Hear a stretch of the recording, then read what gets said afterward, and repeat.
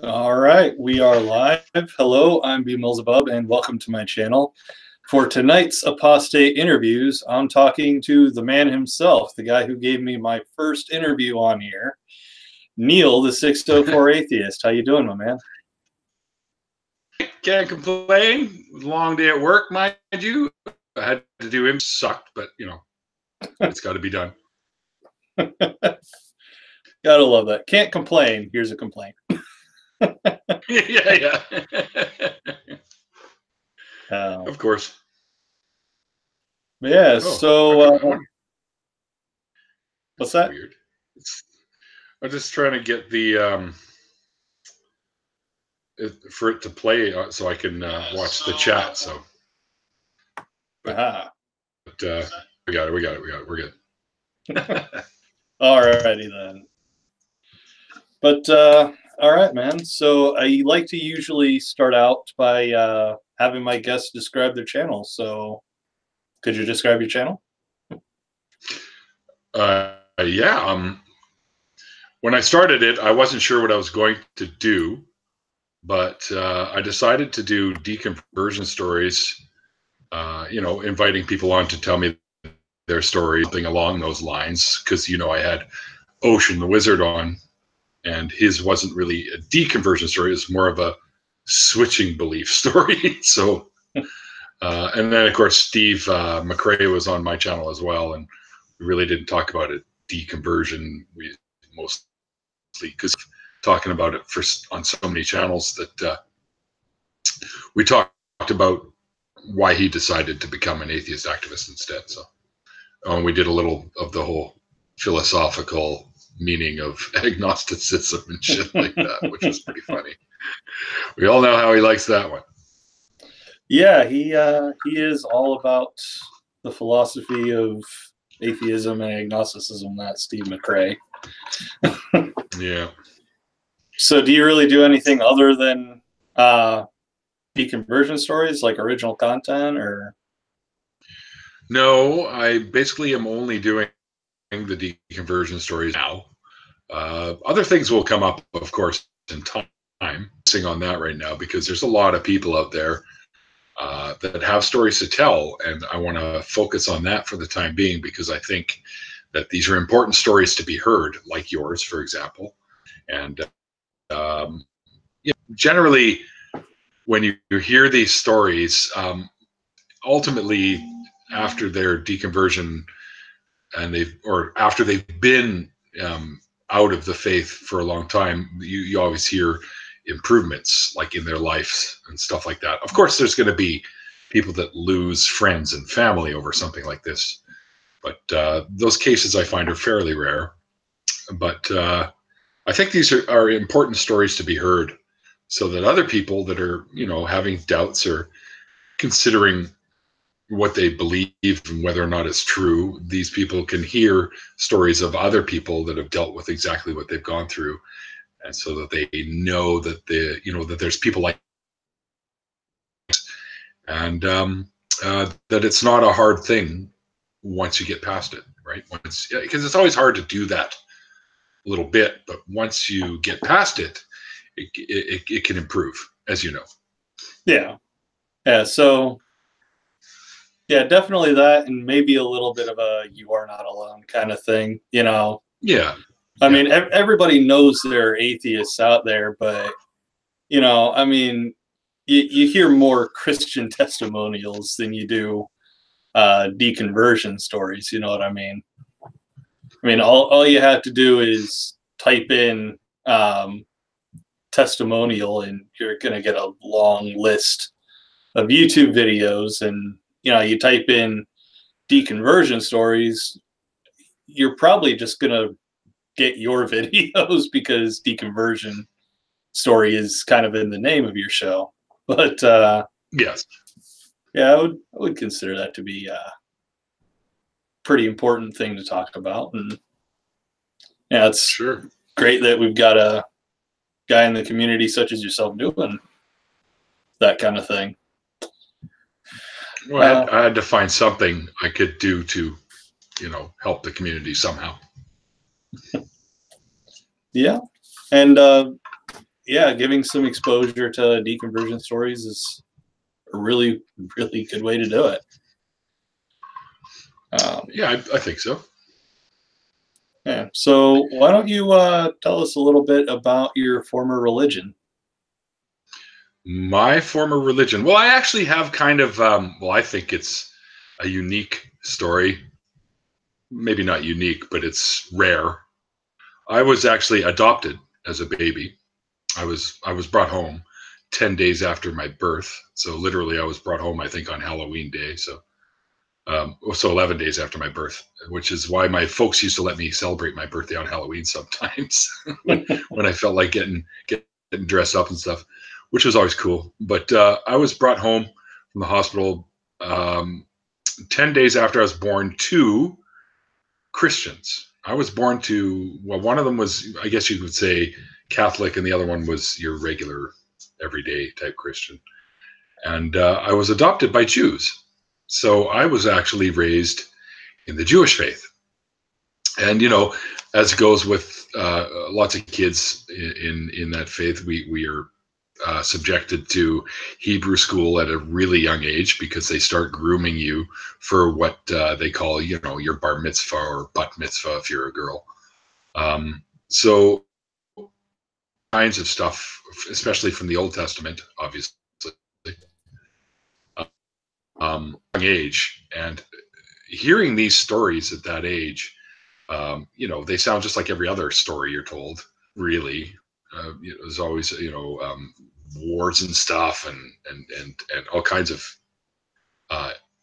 what I would deem nowadays as mythological type things involved in these stories. But as a kid, you kind of get wrapped into it, and your folks are like, oh yeah, it's real and blah blah blah, and so you believe it for a while. But I kind of stopped believing it actually just before I did my studying for my bar mitzvah. So I kept, like, I asked my dad stuff like, I don't think the world really flooded. Do you? He goes, well, no, but you know, it's metaphor and blah blah. I'm like, whatever, man. It's like, you know, but being a kid, I didn't say that kind of thing back to him or anything because I didn't want to get him pissed off because he was prone to smacking me across the head whenever I did. So yeah, I grew up kind of, okay, sure, whatever, and eventually, I had my bar mitzvah, which was kind of amusing because usually when boys have their bar mitzvah, it's at about the age of 13, and I kind of was going through the whole puberty thing, so my voice was cracky, and when I was singing my Torah portion. Of course, my voice kept cracking, and that seemed to be quite the comical thing for the people watching and stuff like that. So it doesn't matter what I try to do. It always ends up somehow funny. I don't know why, but yeah. And then, you know, and I went to like camps, like overnight camps for Jews and stuff like that called Camp Miriam and whatnot. Still some of the best years of my youth for sure. You know, one of the things we used to do every night was go around all the girls' cabins and see how many good night kisses we could get from them and stuff like that. And me and my buddy Larry always used to have a contest, see how many we could get, which was a lot of fun as a kid. I remember this one cabin was kind of a rundown cabin there that they threw all the old used mattresses into, like all the old mattresses that nobody was using. And we used to try and, us and the girls and everyone, we'd all hide out in there, especially when it was during activities that nobody wanted to be a part of. And it was like the makeout cabin because it was like cozy and mattresses everywhere. So, but that probably wasn't until I was about 16 or so. But yeah, I mean, and I think that was pretty much the last year I went to that camp. It was a lot of fun. I think I was already, I didn't really know what an atheist was at that point, but I didn't believe. Like, I thought maybe there could be some sort of higher power, and I kind of stuck with that for a bit, but I was never really sure because I just, you know, you just don't see any evidence of it. You think a being that they describe as being this all-powerful kind of guy would be able to stop all this suffering that we have here on planet Earth. And But he doesn't. He just whatever. It's just like, well, he's not doing shit. So what worth is it? And why would anyone want to worship this clown anyway? So I kind of went with that sort of attitude for a long time, and then I got into the whole Wicca and stuff like that. I was dealing with that for a long time until a certain point where I realized that it was just all pseudoscientific-y. I even had a book. I don't know what the hell happened to it. I think I loaned it to somebody and they ended up keeping it, but it was called The Science of the Craft. Because and you read flipping through it and stuff like that, and it sounds all sciencey and whatnot, but ultimately I realize it's just woo-woo nonsense, basically. I remember trying to do a few spells myself, which never really panned out, so I kind of got out of that after a while too. And I dated girls and stuff that were into like crystal healing, and they have those salt rocks that you plug in, and it puts the ions into the. And I'm like, no. It really no. As a matter of fact, you realize why these salt rocks are the color they are, don't you? That's because there's rust in them. Because they have metals in there and they get rusted over time because of oxidization. So what you're doing is you're releasing rust particles into your air. Well, I guess you could say they're a form of ion. Well, not really, but you know what I mean. Like, yeah. Then slick that shit. That's not good. Yeah. You're just going to likely make yourself sick at that rate. Yeah. And they don't really do anything. Can't they like explode if they get too hot too? Like, I know not a big explosion, but they've cracked. I've seen one crack before, but I think the person had replaced the bulb in that one, so it was too hot. So it ended up, there was a big crack up one side of it, but I've never personally seen one blow up. But that would be cool. Yeah, I read somewhere they can possibly do that, but I wouldn't imagine it'd be a particularly violent explosion. Probably just crack all around and then implode on itself a little bit. Yeah, just crumble and fall apart. Yeah.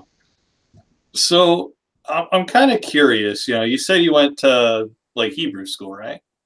Mm-hmm. Yep.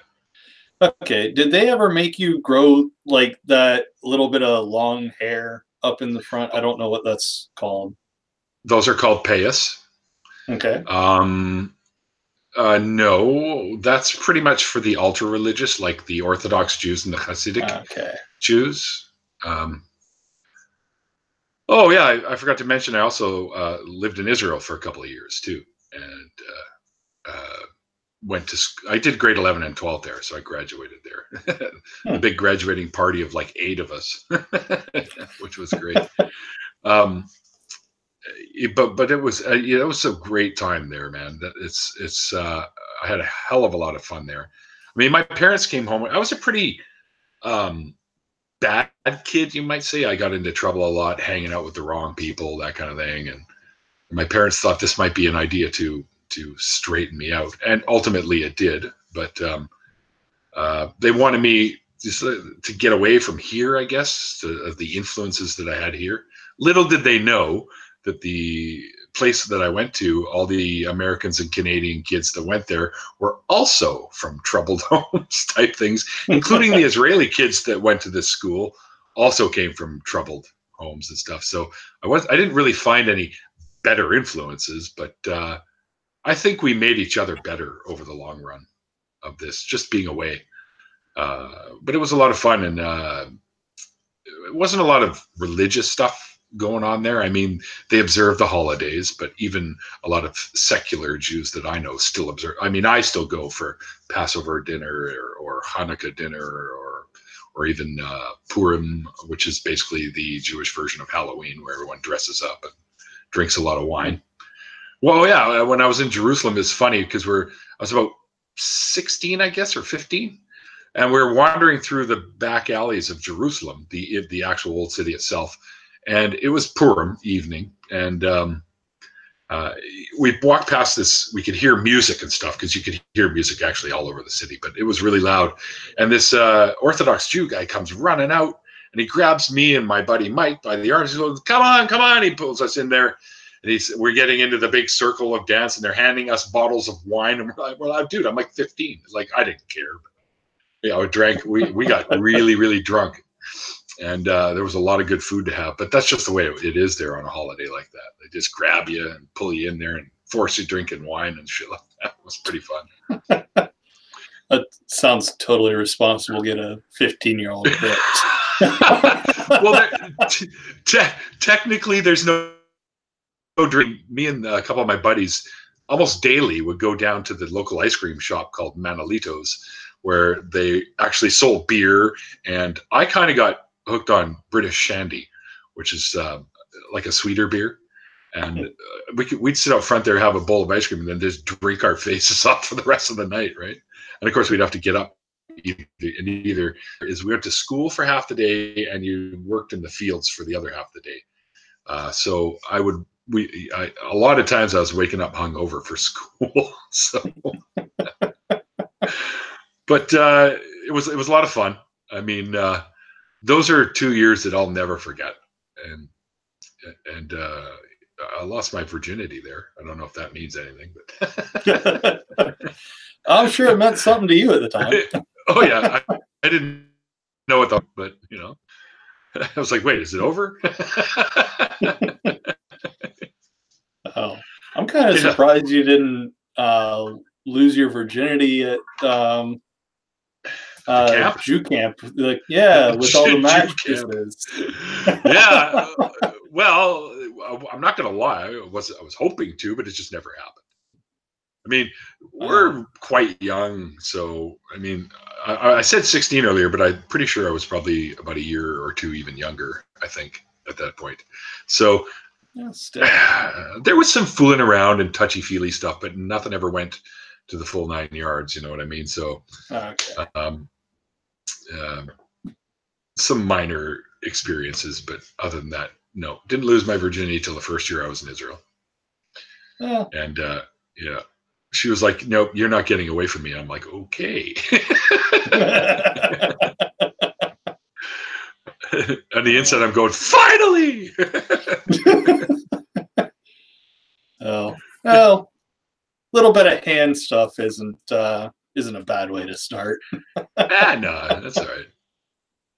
It's funny because you're messing around, and the funny thing is that sort of shit never happened in the mattress room. It was always when we'd have like mixed sleepovers and stuff, and like the counselors were in the room with us, and we'd be really quiet, and every once in a while you'd hear some giggling out of one corner or the other, right? So it's pretty funny. They weren't too strict, so I mean, my counselor was actually a pretty badass school guy. Well, so let's talk about when you were into the pagan-y, magic-y kind of stuff. Okay. So you tried to cast spells, man? Really? Yeah. Well, of course. I mean, I was a believer in that at one time, right? I thought, oh, sure, yeah, magic's just science we don't yet understand. Blah, blah, blah, blah, blah. And I remember I bought a ceramic bowl because I was having a little financial troubles at the time. And I read of this spell where you put an actual silver dollar, which I had, a Canada Goose silver dollar, and you fill the bowl to approximately about yay from the top with water, and it has to be a small bowl, so about yay, about that deep, and you fill it to the top about half an inch away from the top, and you put the silver dollar into the bowl, and then you bring the bowl outside and you catch the reflection of the full moon over top of the coin, and then you chant your little bullshit, like fucking give me some money or some shit like that.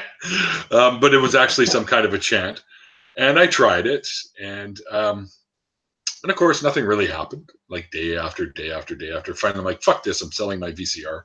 So I sold my VCR for like $50 or whatever. Yeah, because I was short on the rent or something. So I tried it, but what do you do, right? I think that was the one spell that I actually went through with. And I remember I tried some other shit. I tried summoning some demon to some dude that was caught raping somebody that I knew. So I used the Necronomicon, and I tried to summon some demon to inhabit this guy's body and make him kill himself or some shit like that. I was pretty pissed off at the time. Of course, that never happened either. Yeah, I mean, it's kind of like that stuff doesn't actually exist. Well, exactly. Exactly. I even had a Ouija board, man.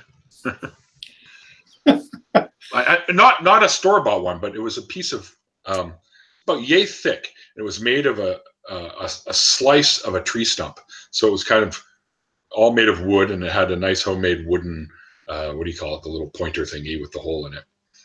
And I don't know what it's called, but I know what you're talking about. Right. But it's whatever that thing's called, where you put your fingers on and it moves around. And of course,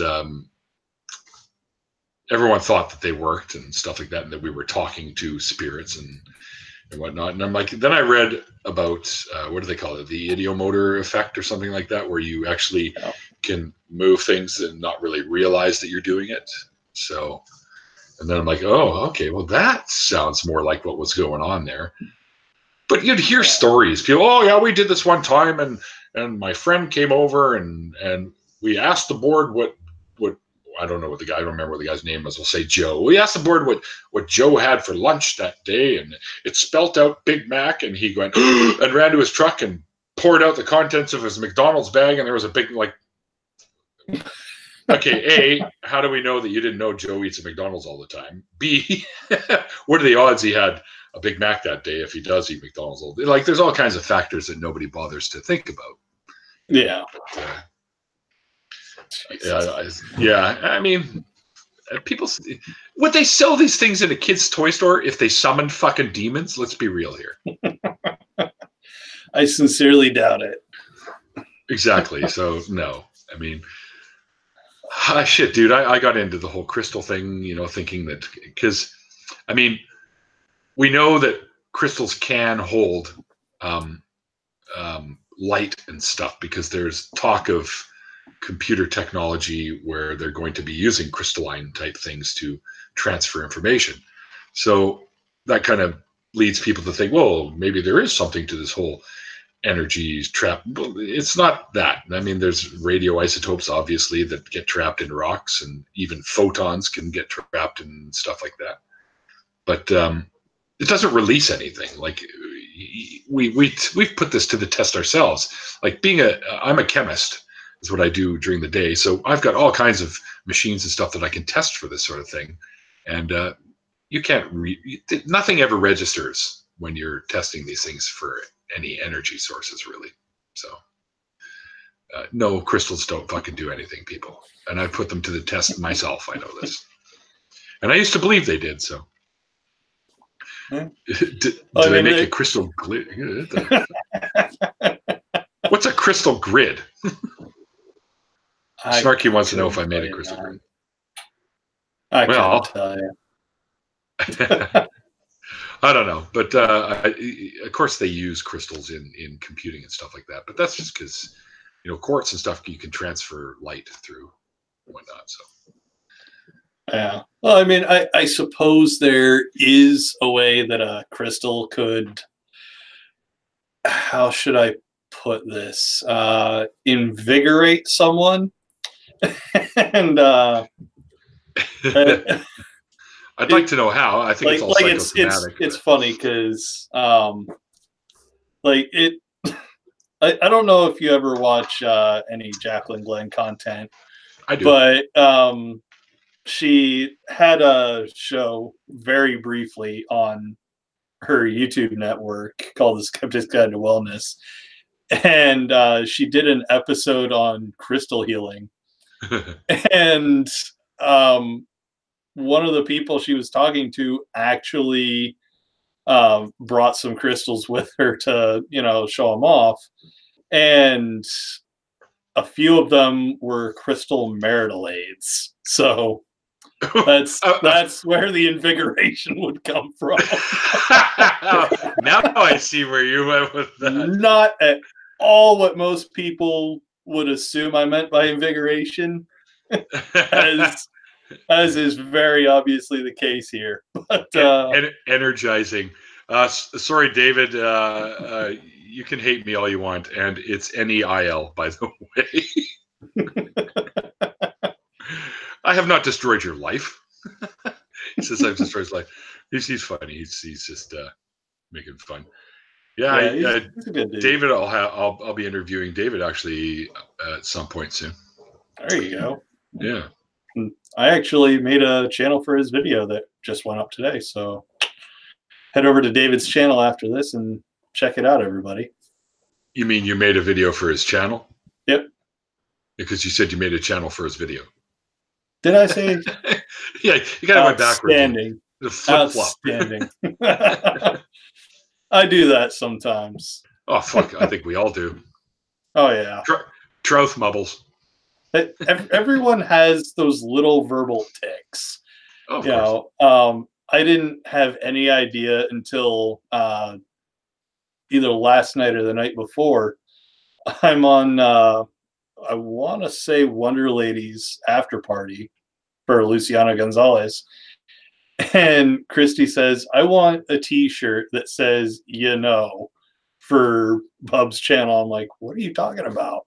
She's like, you say, a lot. You're just having conversation. Oh, weren't they Never knew that about myself. Weren't they saying, well, we don't often hear, it doesn't register when we say it all the time, right? Because I say things too constantly, and people go, you say that a lot. And I'm like, I do? Oh, yeah, I guess I do. But weren't they going to make a drinking game out of it? I actually managed to completely forget about that. So everybody, y'all are going to get hammered really bad doing this. If you play this game. But head over to Wonder Lady's channel after you watch the video I made for David. And click on the Luciano Gonzalez ICC after party and drink every time I say, Don't do it. You don't have enough bottles in the house, people. One, you don't have enough bottles, and two, you should have a doctor ready with IVs stuck in your arm. Or a stomach pump. Yeah. And activated charcoal. You're gonna need all the above. I use that stuff every day, man. Activated charcoal. Because how we recycle the antifreeze where I work is it runs through distillation, and you have to use activated to move a lot of the contaminants. So so I use them all the time, and I'm constantly refilling these giant cylinders with this stuff to run all the waste antifreeze through before it gets distilled and turned into pure glycol again, which then I take and turn it back into antifreeze. And then I got to sit in the lab and test it all. And then I got to test, and I got to test waste fuels, and I got to test contaminated soils, and I got to test all kinds of stuff. It's a lot of fun. I like chemistry. It's fun. Well, I mean, it's kind of every kid's dream to, potentially work with stuff you can blow up, and to blow shit up, it takes chemistry, right? Oh, dude, I got so many little specks on my arms and shit from wayward splatters of acids and stuff because I'm an idiot, and I wear the gloves, but sometimes my arms are exposed in the summertime because it gets really hot in the lab. So every once in a while, a splash of sulfuric acid or whatever gets on my arm, and I'm like, ooh, that kind of burns a bit. You just wipe it off and then wash it off. Yeah. I had one person one time. It got so one time I had a burst of because the spout malfunctioned, and it got me pretty good. And somebody thought I was doing meth and scratching. How you can scratch to get all the rocks out of it. And they thought that's what was going on. I'm like, no, relax. It's just these are sulfuric acid burns. Oh, don't you cover up? I go, yeah. You stand in a lab that's almost 100 degrees and cover up. We'll see how well you do. Not gonna happen. Yeah, no. So yeah, I need to get some form of ventilation as well as I can, anyways. Even opening the door doesn't help because, of course, it's 8 billion degrees outside in the summer too, right? So. Oh yeah. Apparently, I'm going to have a conversation with Mark Caesar at some point because he brews beer too. Oh, well, shit! You're a chemist. Have you ever brewed beer? Not at home personally, no. No, it's actually a lot of fun, man. You should look into it. My buddy's brother used to do it, and I used to be envious. But he made pretty good beer. I thought about it. I just don't have the room here. I got nowhere to do it. It doesn't really take that much room, actually. Yeah, but if you saw what I had here, you'd be like, okay, yeah, you can't do it here. It's probably a fair cop. Oh. So hydrofluoric acid, yeah. Mark's right. Hydrofluoric acid is one of the top most dangerous acids. So we don't. Your word on that, I'm not sure. Luckily, we don't use it. I use hydrochloric acid, but it's slightly diluted. The sulfuric acid is also slightly diluted, but it still burns. Actually, I got some under a fingernail in the nail bed under there, and it literally caused a freeze of my nail growth. So my nails grew out with a gap, and it took about a year to go away. Jeez. I know. I look like a mutant. Oh man. So we got about a couple minute diatribe of verbal tics I have. So why don't you give us one of yours, because you mentioned that you have a couple. Trying to think of what somebody was saying the other day that I say a lot. I mean, I've been told that I say a lot as well, but what was it that he was saying the other day? One of my partners at work, Brandon, was saying this the other day. Shit, now I can't remember. This is what happens when you get old, people. The memory starts going on you. And then, of course, you lose control of your bowels, and it's all over. Sitting around going, I poopied. Anyway, so shit, I can't remember what he said. He said, you say this phrase a lot. Shit. It'll come to me. Let's move on to something else. That's usually what I have to do is change the subject, and then I go, oh, wait a second. Or I'll wake up at 3 a.m. tonight going, oh, yeah. But, yeah, I'll keep an eye out for that in my Twitter DMs, man. I'm sure you'll probably send it to your usual suspects group. Yeah. Hey, Bob, guess what? Oh, man. See, men are kind of funny. When we talk, we always use like sound effects and lots of hand motions and stuff. At least I do anyways. Like when I talk about typing online, I'm doing this and stuff like that. Right? And men use a lot of sound effects when they talk, like, yeah, I was burning down the street in my car. We do stuff like that. You don't really hear women doing that very often, so it's kind of funny. Oh, no. See, the difference is that women actually use their words. Yeah. We fill it in with sound effects and shit. Yeah, you know how your mom always said, use your words when you were a little kid. For some reason, it doesn't stick up here. So I know. not for boys. I remembered. He says I use the expression "so to speak" a lot. Apparently, and everyone and my mom did say that a lot actually, Bub, when you were mentioning that use your words, and I would always, because I was a bit of an idiot, retarded, smart ass kid, and I would go, well, why? Can I use yours instead? She'd always go, get out of here. Oh man. Snarky, I use my fists. Ooh, sorry, Matt. That's got to be a safe household. Yeah. Oh. I use my fists too when I get mad at people. I'm like, fucking watch out. There's been a couple occasions where I've used my fists, but that conversation will probably get my channel taken off of YouTube.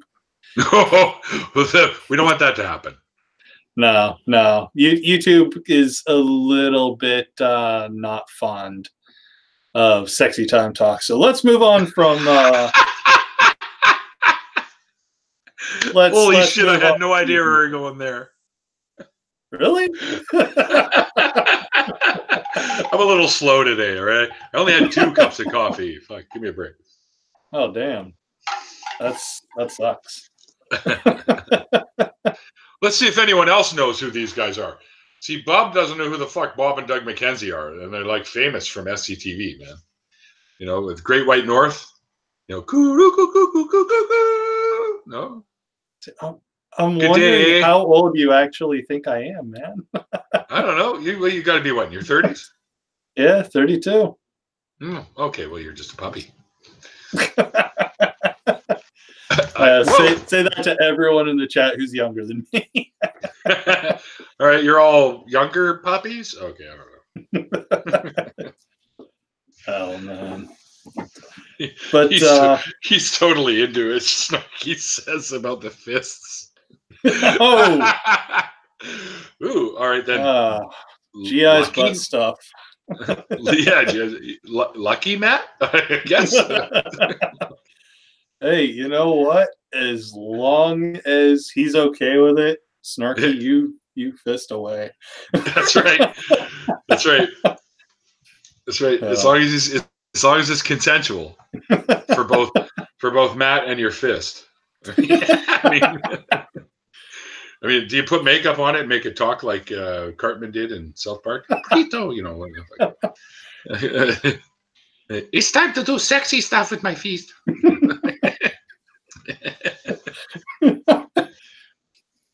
Oh, shit. Sorry, man. I swear I didn't have any beer or smoke any doobies beforehand either. That's all right. This is funny as hell. Sorry, he's like, how do you know that, Neil? Oh, I know. It's not because of the hidden camera I put in your room. What? Wait, what? Oh, hell no. Yeah. And then things took a turn.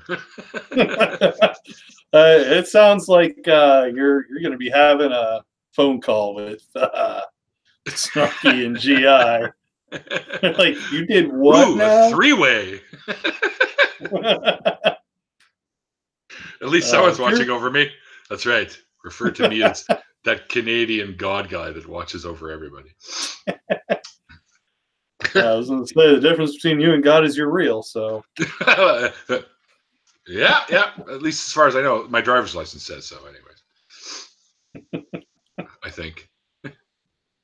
Oh. So what is it that actually got you to start up your channel and start doing interviews, man? It's funny because I already had a channel that I was doing, but I had been on a bit of a break since the end of that one and before the start of my new one. What the fuck is going on here? Well, Snarky was telling us how you enjoy a lively fisting, shall we say? Fuck, that is fucking priceless. I'm sorry, I need to screenshot this sucker right here. That's awesome. That is pretty great. Oh, wait till Twitter gets a load of this. Anyways,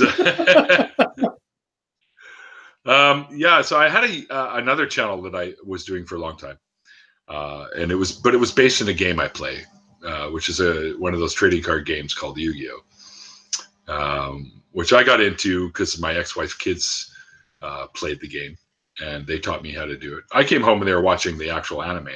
I'm like, whoa, this is kind of cool. Is that actually a card game? And they got all excited and they're like, yes. And they ran and grabbed their cards and showed them to me. They taught me how to play, but of course they didn't know the real official rules.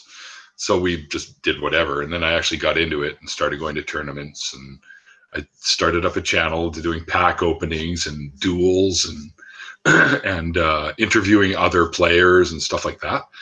And it took off. I mean, I've dropped quite a few subs because I haven't done anything in over a year and a half on that channel. But I was up over 3,000 people on that channel, 3,000 subs. And I'm at about 24 and a bit now. But Rusty, I'm garbage at Yu-Gi-Oh. Don't worry, so am I, Rusty.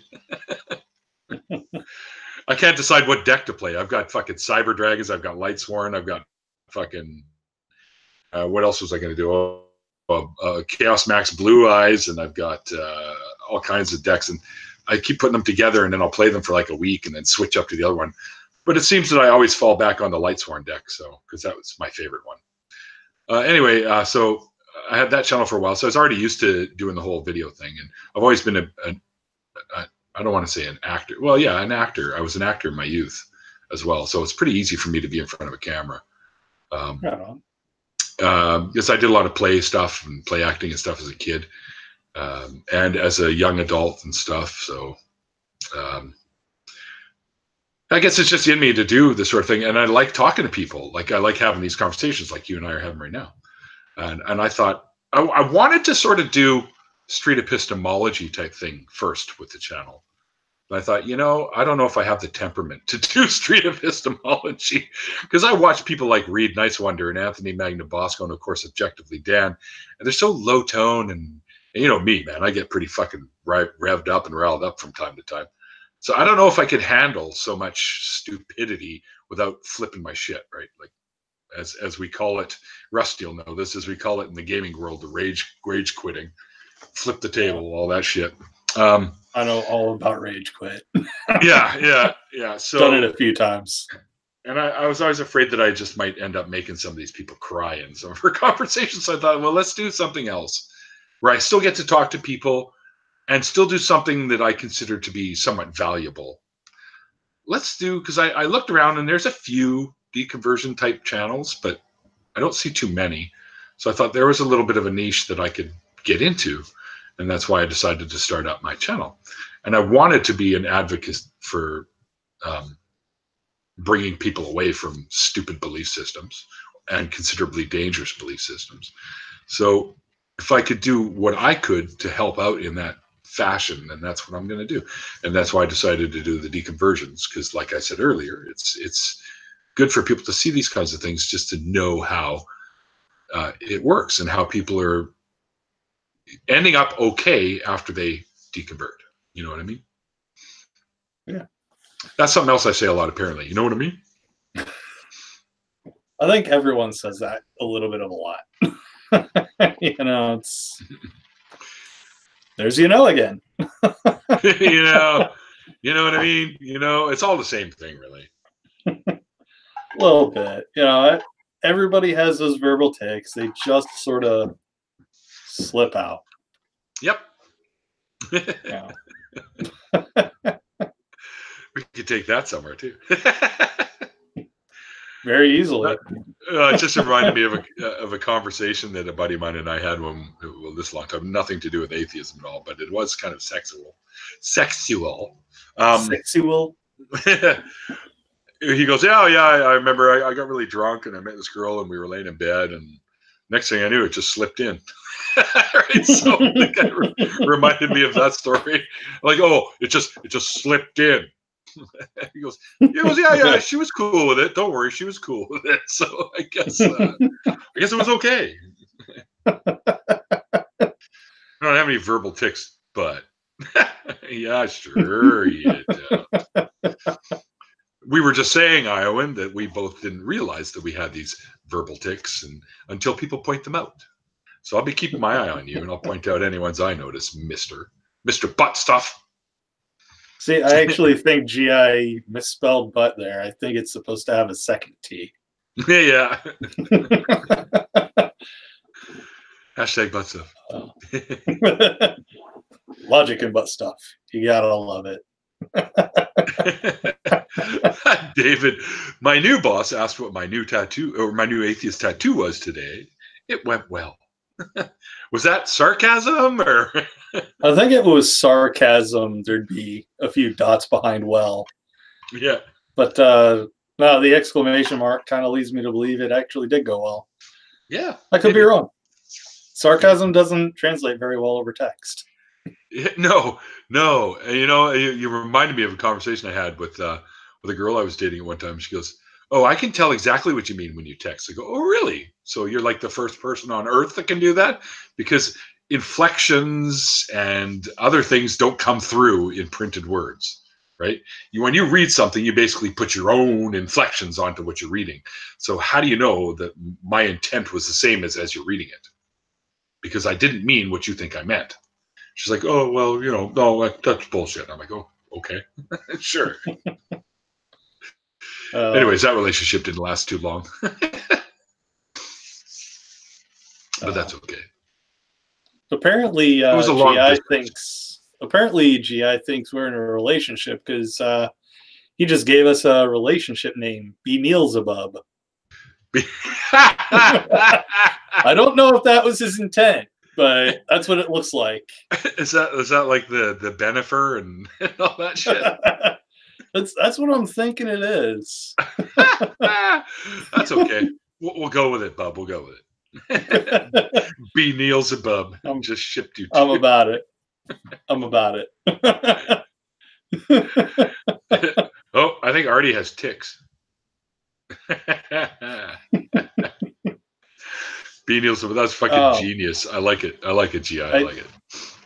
I keep forgetting that there's a whole new internet language now, and when you ship something, it means you want to see them together. It's yeah. Really? I was right. I was right. That's exactly what BMillzebub is. BMillzebub.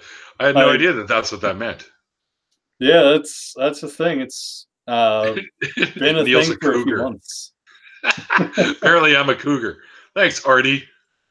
I mean, what is actually? I'm in my 50s, so I think I'm graduated past cougar. I think I'm technically, what do they call it? A tiger now or something, or a puma or something? Anyway. And now I'm thinking of red versus blue. You dry my back, I'll dry yours. Oh, Artie.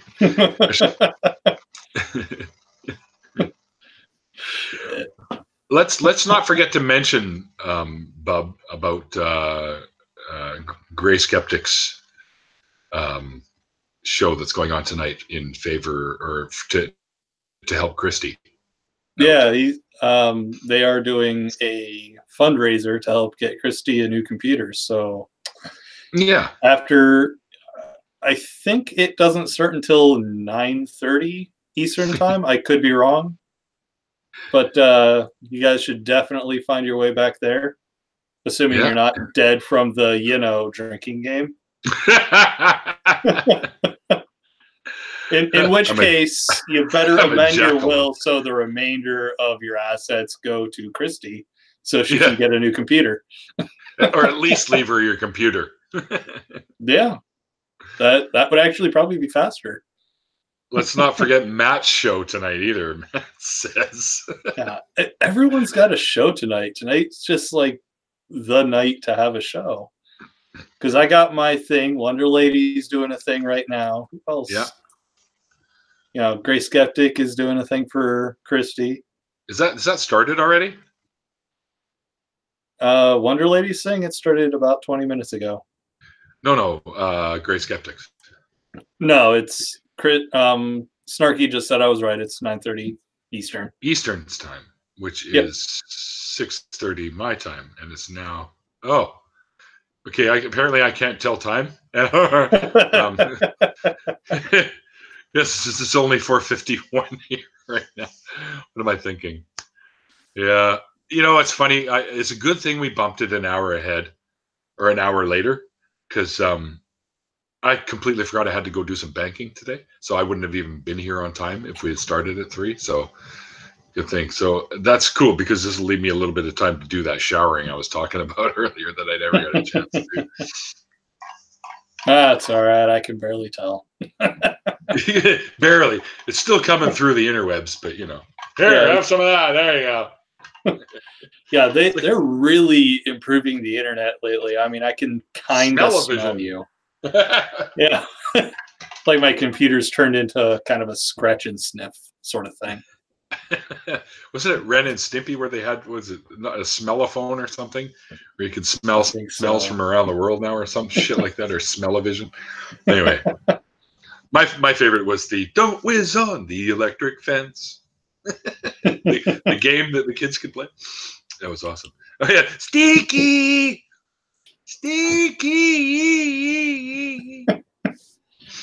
Oh, hell. I'm not gonna lie. I had an awesome childhood.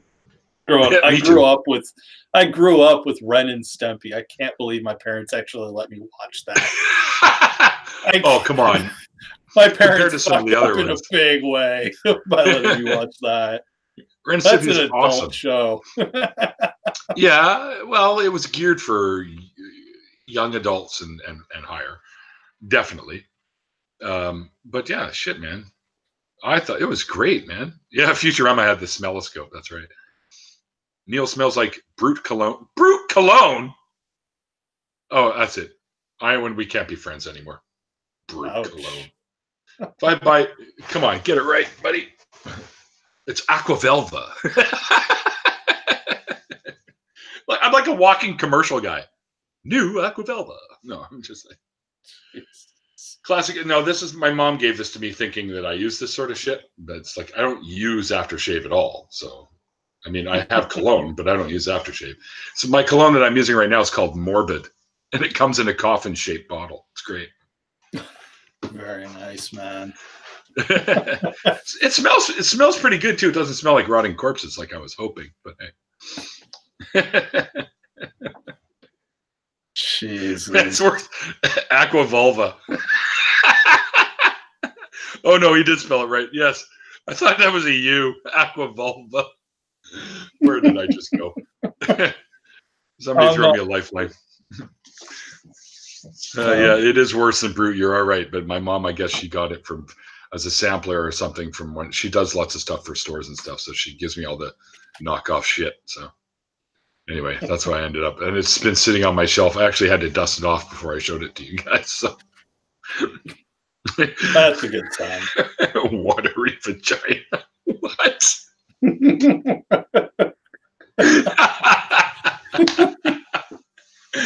Oh, that just made my day. It's fishy, but nice.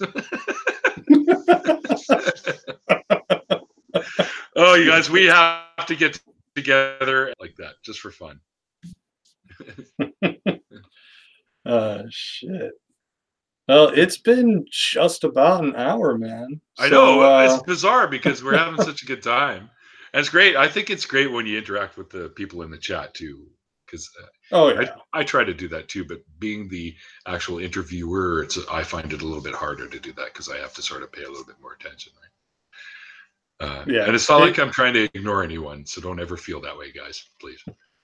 Yeah, no, I'm kind of finding that too. I try to give, my guest that I'm interviewing, the lion's share of attention. And unfortunately that kind of takes away from, the amount of love I can give the chat, but it's just how it is. Yeah, I only have so much love to give. Oh, come on. You're an unending fountain of love. Come on. Oh, shit, man. But it is getting to about the time where I close out the interview. So I like to have the person I'm interviewing start off by talking about their channel, and I like to close with you talking about your channel. So why don't you do that? Yeah, and after that, why don't you tell them about your SoundCloud? You can also find the link to Neil's SoundCloud in the description. Ah, awesome. All right, well, on YouTube, I'm also known as Neil the 604 Atheist. You can find me there, and all my deconversion stories and after parties are listed in their own separate playlists. Sometimes I get a little lazy and I forget to add them to the specific playlist. Like the other day, I was told by, I think it was Artie, that said he couldn't find the Shannon Q interview that I did, and I'm like, I'm sure it's there. It's got to be there. And then I look through all my videos and go, oh, I never assigned it to the actual playlist, so I had to do that right away so that people could find it. But yeah, I do interviews with people and talk about their deconversions or something related to it, anyways.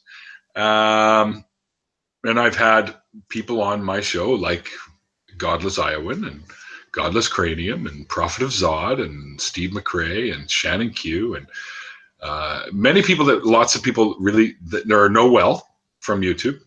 I try to get people on that are known, just so that there's some familiarity. And I really, really enjoy interviewing people in general that don't have channels, or, well, most of the ones actually that I've done do have channels. But I really enjoy just what I guess, like me, I consider myself like an average Joe, just the average Joes too, because those are the ones that people can identify with on a level of the whole deconversion thing, right? Because these are just regular people. This is the story that they went through.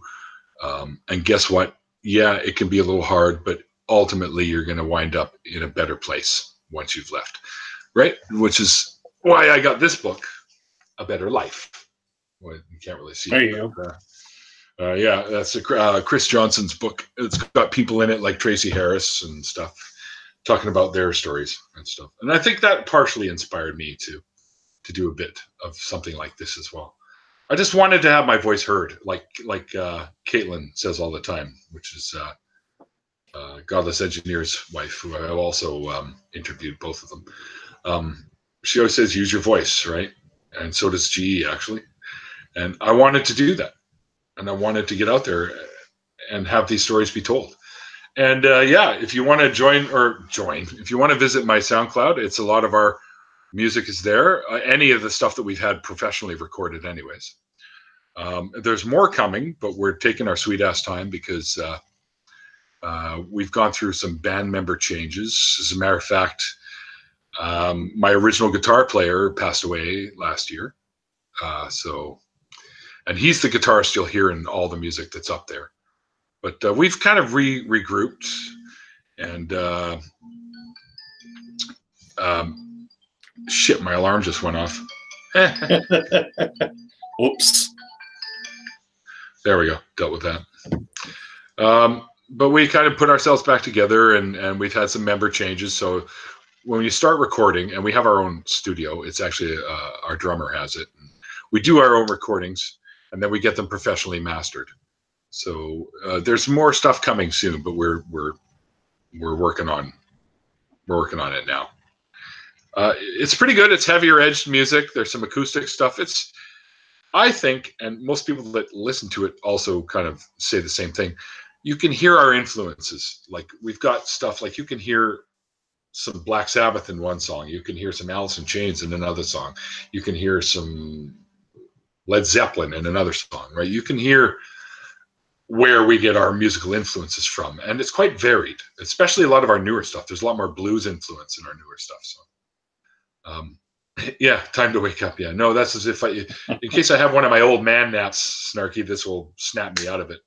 Because a lot of times when I get home from work, I'll be watching something that I downloaded, and I'll pass out, and then my alarm will go off. I go, oh yeah, right, fuck. Then I think I'm late for work, which is really funny. I'll be like, oh shit, I'm late for work. Oh man.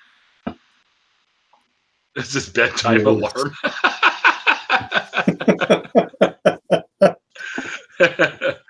I don't know if I've ever even seen you or met you before in any of these things, Rusty, but I like you already.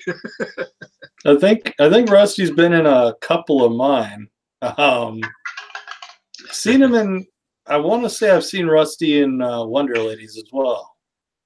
But, it's possible. Yeah, I've seen Rusty in a couple places. Oh yeah, Wonder Lady's awesome, man. If you call this beauty, David, then yeah, I guess I do need my beauty sleep. And I'm late. Considering you could have almost missed us by 2 minutes, Jen. Because this is supposed to be over at 5, right? But I'm kind of long-winded. Well, yeah. Well, you know what I mean. See, there I said it again. A wee bit late. That's okay. Just a touch late. You know, we're about to end. Bye. Hi, Jen. See ya. But yeah, I think this is a pretty good spot to end it, man. Sure. You got any last words you want to say before I end it? I could use my tagline. Go for it. Remember, kids, it's called faith because it's not fucking knowledge. This man's got it. Take it easy, everybody. Have a good night. Peace. See you guys at Christie's and Matt's video things. See you around. Cheers.